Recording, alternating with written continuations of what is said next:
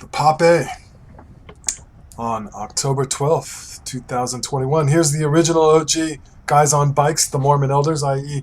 the Church of Jesus Christ of Latter-day Saints. Always got to say hi to them because I used to be one of them. I used to be one of those guys on bikes. Anyway, that's another story for another day. That was me and one other cyclist after being dropped. That was the second time I'd been dropped on the ride. At George Bush, near the beginning of the ride, was dropped at a red light. Lots of guys running red, and those of us that didn't run it, we were dropped. And then in that smaller select group, I was dropped again. But miraculously, was able to catch back on through, I guess, fortunate red lights in front of me that people couldn't roll through. And so I was still on the ride, hence you have this group ride footage. So we had a crash on the ride today, and if you can't be bothered to listen to my witty banter, and you want to go straight to the blood and gore, you don't like the build-up in the movie. You don't like, you don't want to watch character development. You don't want to watch anything with Daniel Day-Lewis, like, in the movie. Give me, Michael Bay. If you're that kind of person, go straight to 2017, 20 minutes, 17 second timestamp. And you can go to the goods there. Here we are on Parker Road, what I affectionately call as the gutter exam, at least on days where it is windy. And it was quite, it was windy today. It wasn't epic wind like we've had recently on some of these rides, but it was fairly windy. Can you tell from how the guys are riding which way the wind's coming from? Is it coming from the left or coming from the right? Of course, it's obvious to all of you that are students of cycling. The wind is coming from the right, and that's why, in general, people are over to the left as far as they can be. At least at times they are. I'm behind this guy. I'm getting a little bit of a draft. I guess maybe it's a little bit of a cross head, because I can feel a little bit of draft here. It wasn't like I was just completely out in the wind, even though I wasn't really in an echelon formation here. But it was fun on Parker, of course. I think everything stayed together. We had guys getting popped on over by Pesh, Plano East High School, going north. Guys were pinging off the back. Ping, ping, ping, ping. Luckily, I was paced back on after guys were dropped by the guy who crashes at 2017, or at least the beginning of that sequence is at 2017. Anyway, so what happened on this ride that was interesting? Well, I didn't start with the guys. I got a few minutes head start. I wanted to go at my own pace at the beginning. I didn't want to charge up those early climbs when I haven't been feeling well. I haven't been riding very much. I've been taking time off the bike. I've been applying ice on a regular basis. I've got ice applied right now, so I'm not in good form right now. I don't want to go hard. I'm trying to preserve my joints. I'm looking at the Exert FTP monitor. My FTP is dropped by 10 watts in 2 weeks, and I suspect it will continue to drop as I continue to have low amount of stress, i.e. not riding very much. I think I only rode like 3.5 hours last week, so this is the least riding I've been doing in quite a long time, and not by choice. Well, it is by choice. If you keep doing things that hurt you and don't change what you're doing, you will just continue to be hurt. You have to recover from injuries. But anyway, that's neither here nor there. So here we are. We're going to be going right on Murphy in just a second. We'll be going into a headwind. It doesn't look like anyone's in any stress right now in this crosswind. What's been going on that's interesting in the world of cycling? Let's see. Lawson Craddock just got jettisoned from EF. It'll be interesting to see what is next in his career. I'm a little bit surprised by that. I don't like EF. I mean, I kind of like EF as much as I like the Haas racing team in F1. The nominally American racing team in F1. There's nothing American about Haas, except the owner is an American. And, like Gunther Steiner, he's not an American. He's German. You've got the Russian and the German drivers. There's absolutely nothing the livery is the Russian flag colors. There's nothing American about Haas. I liked Haas when, you know, they had Magnussen and what's his face, Grosjean, even though they're not American. But, you know, underdog team, kind of root for them.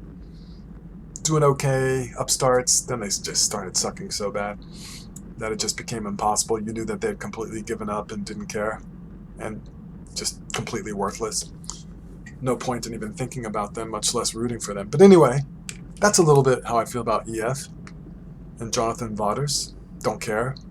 I mean, what's the guy's name? I'm just completely. I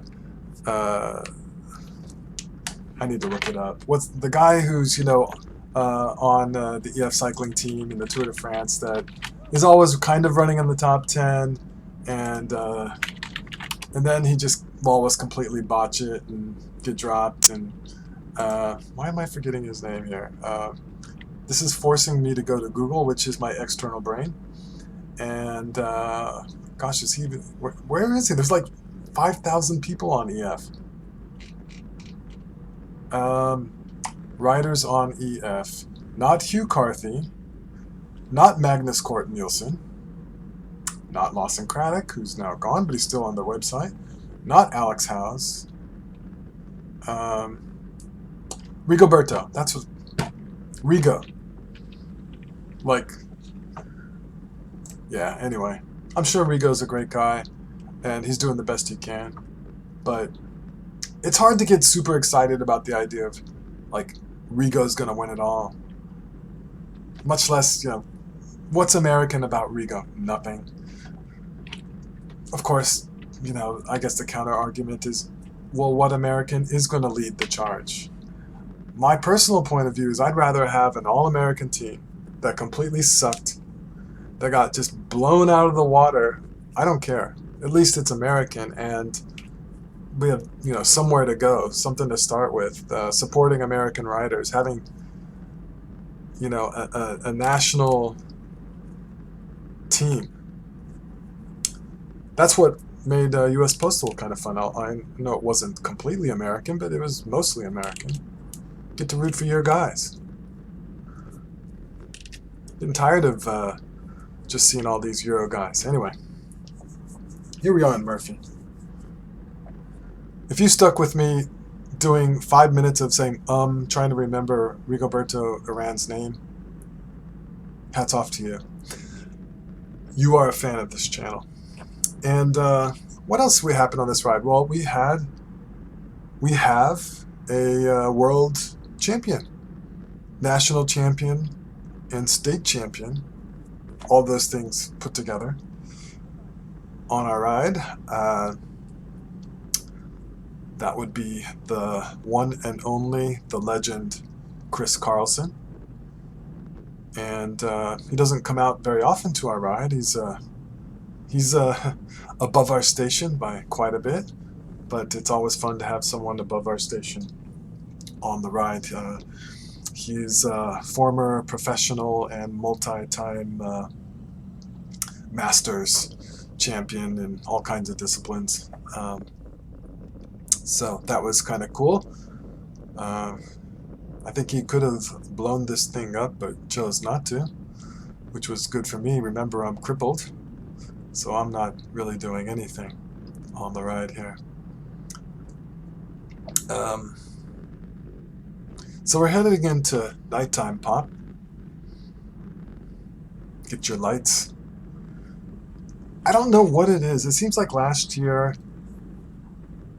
around this time of year, things got a little crazy, dangerous on the ride. Multiple crashes, which is not usual for this ride. And we had a crash today, and you know, that brought back those memories of, like, here we go again. I don't understand risky riding, period, on a group ride, but I especially don't understand risky riding, like, in October, in the dark, off-season. What's the point? Again, I don't support it at any time, but shouldn't guys be taking care of each other, being safe, taking the safe option, the easy option? If you need to flex, flex next time when you have the easy option. The path is clear and so forth. So I just hope guys will be smart and keep the rubber on the road. Because I want to be riding with people that are heavily invested in keeping rubber on the road, and 99% of the time, this ride fits that bill. It may look a little bit chaotic, but there's a method to the madness, and people are generally pretty predictable. So it's when your competitive nature takes over your brain that mistakes are made and crashes happen. But we'll get to the anatomy of a crash in a bit. So how far are we into this? 10 minutes, 11 minutes? So it's coming up. It's coming up in about 7 minutes after we take the turn onto Renner Road. Right now we're going into a headwind, a bit of a crosshead. And that means for us in the back, as long as we're not in the gutter, as long as we have some draft. So the wind is a headwind, but the sheltered part of the road is on the right side. I think. Yeah. I think, yes. The sheltered part is almost always on the right side going south on this particular road, Murphy. And, best position would be to be one bike lane over to the right. Anytime you want to know where the sheltered part of the road is, look for Mark. Mark's the guy on the right, on the white bike right there.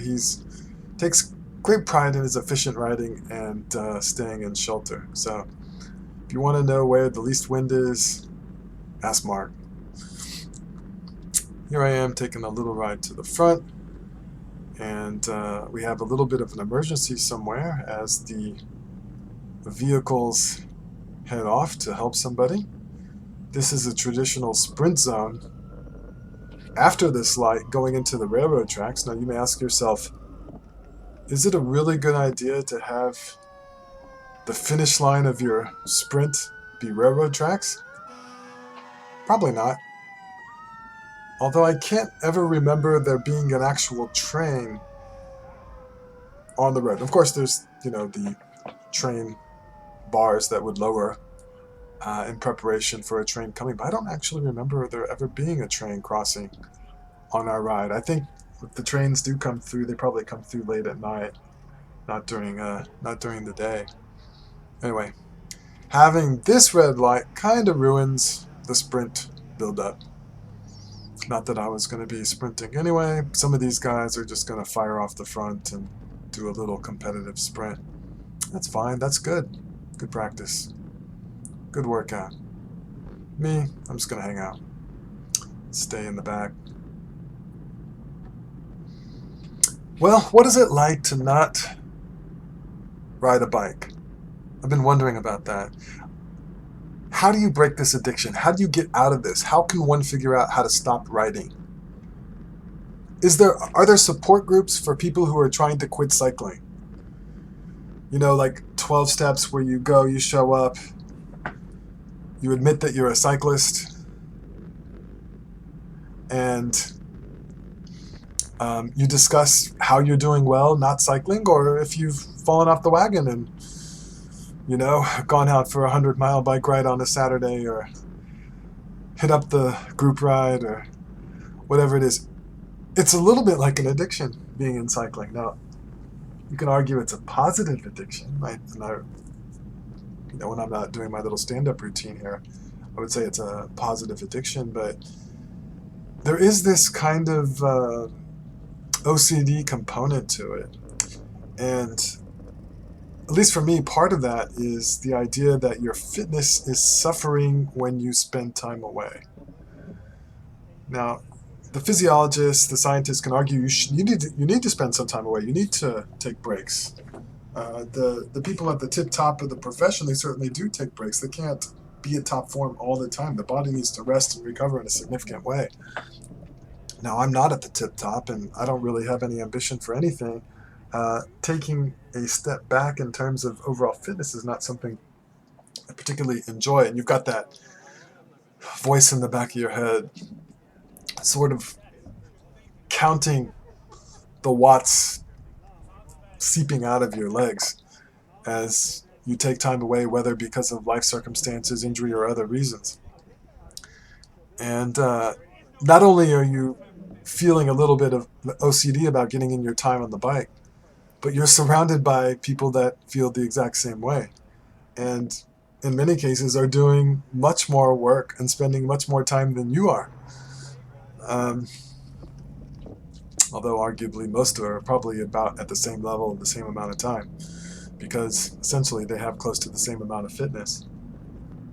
But anyway, so I've been doing this experiment. I didn't ride the past 2 or 3 weekends, which is unusual. I usually don't, I never do Sunday group rides. Sometimes I'll do a little bit of time on the trainer on a Sunday. Very, very rarely I'll do just like a little solo, easy ride by myself. Saturdays, however, just about every Saturday on a group ride. And it's a little bit weird to just sleep in, not go, and not feel tired all day afterwards Saturday. Have more time. It's a little bit of a weird thing. And also trying to turn off that part of your brain that says this is bad. You're gonna have to pay for this later. Your fitness is gonna suck. You're gonna have to spend so much time working back to get that fitness. Back when COVID was first going on, I actually spent 6 weeks off the bike for health reasons, and that really sucked. At least, yeah, it was hard missing that, but it was also really hard coming back from that. It took a long time for me to feel like I was back up to speed after I did that. A long, long time.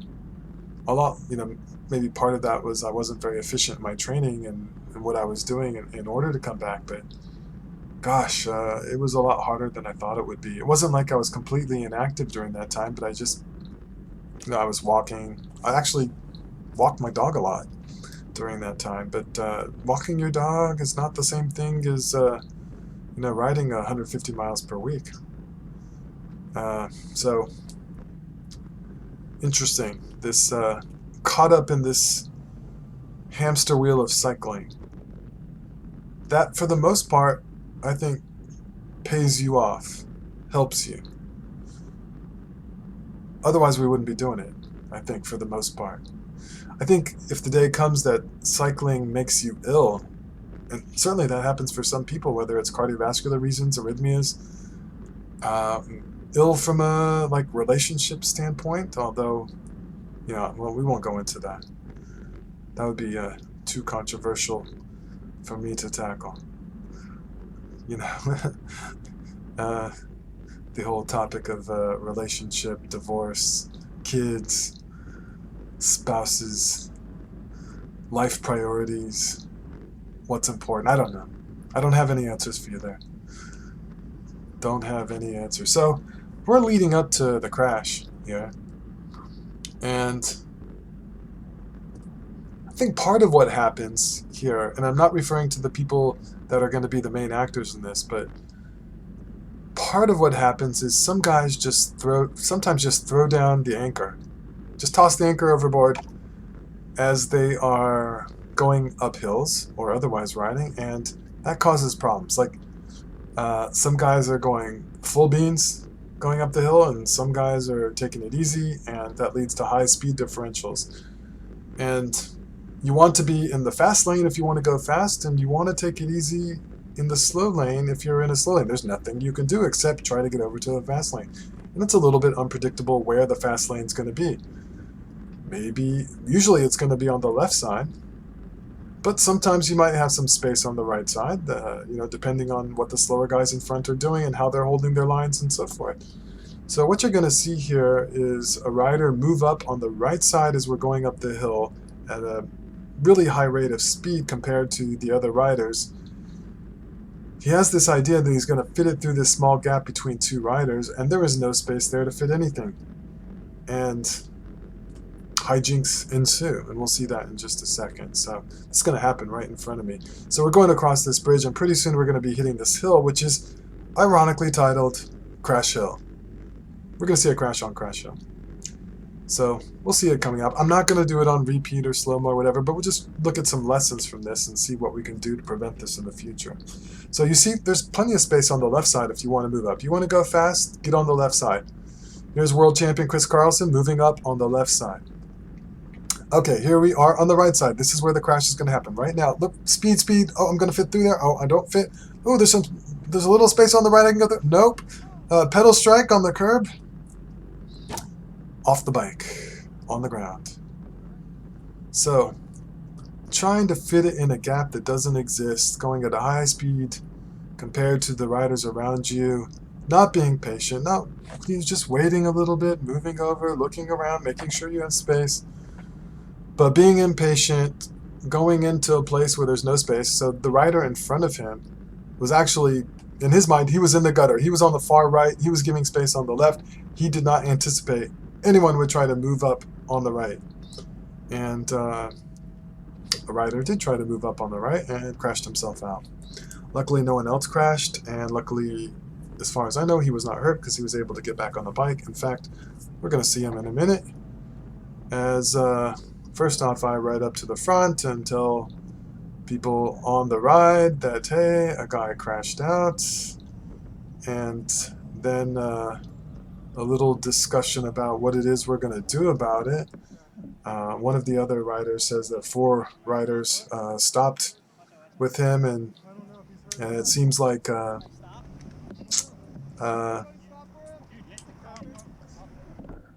we are discussing it.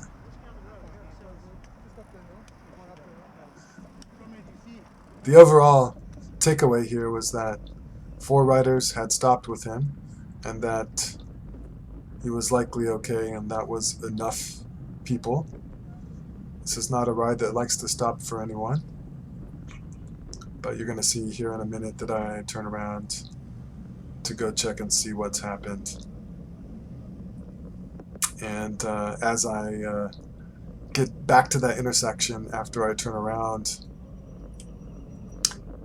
it turns out that they are coming up the hill and joining the group, and everyone seems to be okay. So I'll just leave it at that for tonight's discussion. I've got to get back to real life, back to my responsibilities outside of cycling and supporting a YouTube channel, which is just a pet project. So be safe out there, take care of each other, keep the rubber on the road, know when to stick it in and know when not to. Alright, later guys.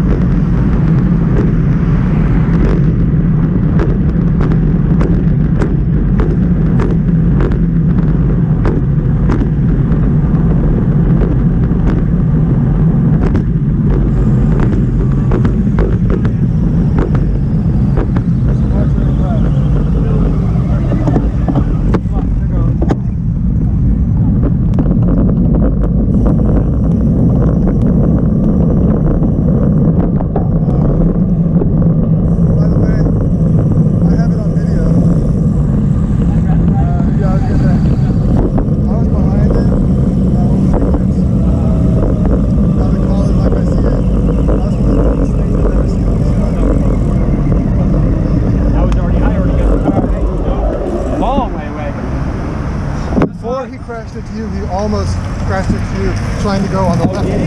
Yeah. He slams on the brakes, then tries to go around the right of you while I'm yelling, OS. That wasn't your fault at all. He was riding purpose.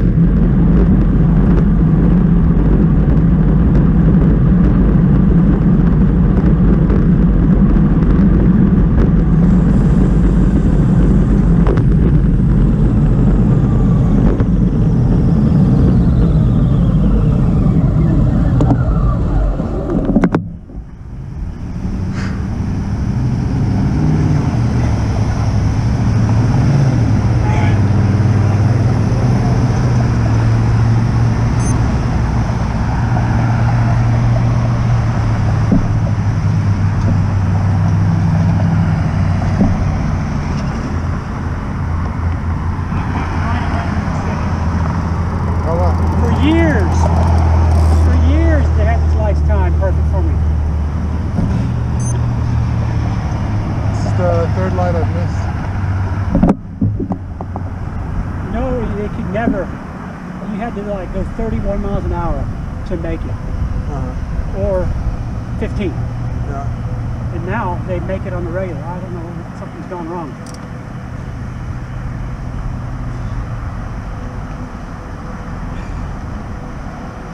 I can't pull my patent, didn't move. Yeah.